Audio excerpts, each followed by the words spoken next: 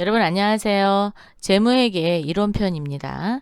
지난 시간에 우리가 유동자산에 속하는 당좌자산을 배웠는데 이어서 유동자산 중에 재고자산을 이번 시간에 배워보도록 하겠습니다. 여러분이 알고 있는 재고자산은 뭔가요? 재고자산. 재고자산이면은 이렇게 하나 둘 해서 이렇게 축척이 되고 있는 자산이다라는 느낌은 좀 오시나요? 네, 맞습니다. 자, 회사에서 회사라고 맨날 얘기하는데 저는 자, 기업체에서 이익을 내려면 무언가를 팔아야 되잖아요. 매출이 일어나야 되잖아요. 그 매출을 일어나게 만드는 그런 자산이라고 보시면 쉽게 이해가 되실 거예요.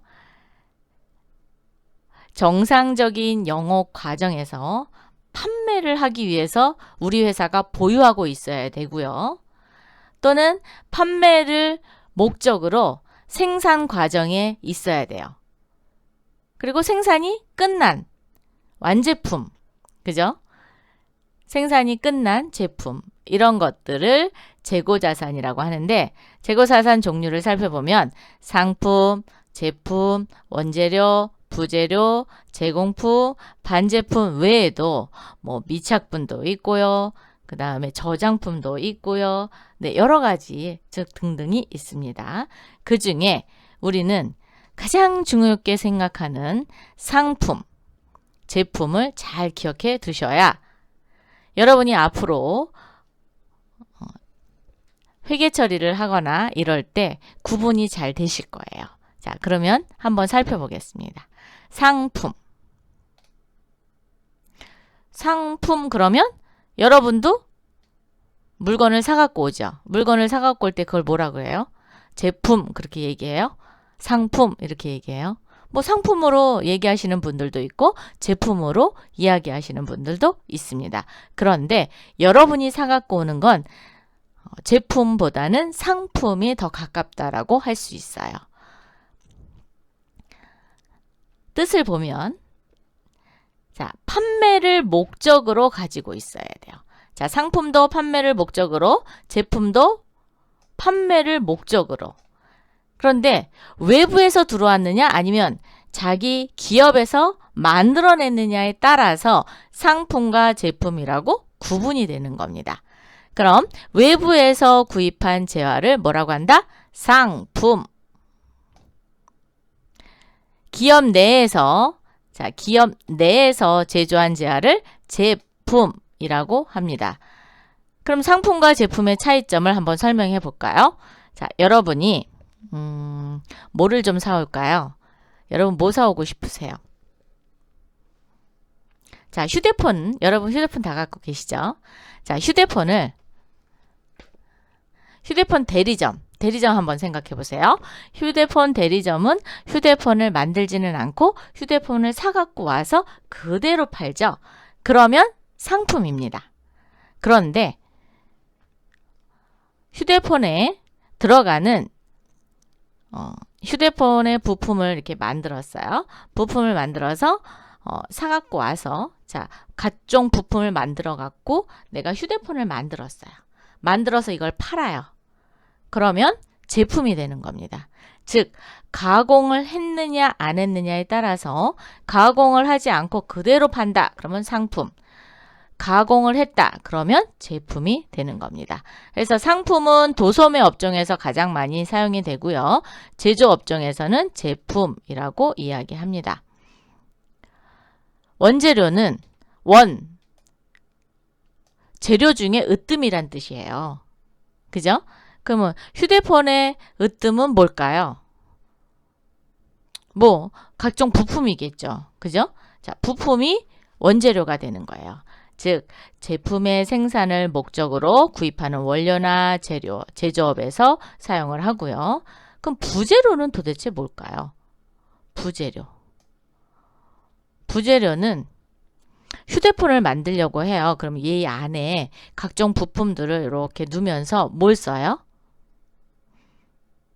뭐 본드 같은 거 쓰겠죠. 왜? 붙여야 되잖아요. 떨어지지 않게. 그죠? 이렇게 붙일 수 있는 본드 같은 거. 뭐 본드를 쓰는지 풀을 쓰는지 잘 모르겠지만 어쨌든 그렇게 간접적으로 보조 역할을 하는 거를 부재료라고 하는 겁니다. 그래서 제품 생산을 간접적으로 보조하기 위하여 소요되는 재화를 부재료라고 이야기하니까 그렇게 이해하시면 좋을 것 같습니다. 제공품이 있어요. 제공품. 제공품은 공장 안에 아직 완성되지 않은 제품을 이야기합니다. 그래서 생산 과정, 즉 과정에 있는 재화를 제공품. 그런데 제공품 중에도 약간 완성이 된 게 있어요. 다는 완성이 되지 않고 미완성된 제공품의 상태로 밑줄 그으세요. 판매할 수 있는 재화. 미완성된 제공품의 상태로 판매할 수 있는 재화는 반제품이라는 제목을 씁니다. 같은 공정에 있기는 해요. 같은 생산 공정에 있기는 하는데 판매를 할 수 있느냐 없느냐에 따라서 제공품과 반제품으로 구분이 되는 겁니다. 가장 그거는 그거예요. 판매가 가능하느냐 안 하느냐. 네, 그렇게 구분하시면 좋을 것 같습니다. 그 다음에 미착분이라는 게 또 있어요. 미착분이 있는데 미착분은 우리가 물건을 사갖고 올 때, 즉 재화를 사올 때 우리 국내에서만 사갖고 오진 않잖아요. 어디서 또 사와요? 외국에서 또 사갖고 옵니다. 외국에서 우리나라로 들어올 때는 배를 타고 오든 비행기를 타고는 물건이 거의 안 오죠. 배를 타고 많이 오겠죠. 비행기로 타면 너무 비싸요. 그래서 배를 타고 옵니다. 배를 타고 오면 그 기간 동안에는 우리 회사에 도착했어요? 안 했어요? 도착하지 않았습니다. 그래서 아직 도착하지 않은 재고자산이라 해서 미착분이라는 말을 쓰기도 합니다. 그리고 소모품도 있어요. 자, 소모품은 일반적인 우리가 사용할 수 있는 볼펜 같은 거. 그건 뭐 사무용품이니까 청소용품 한번 봅시다.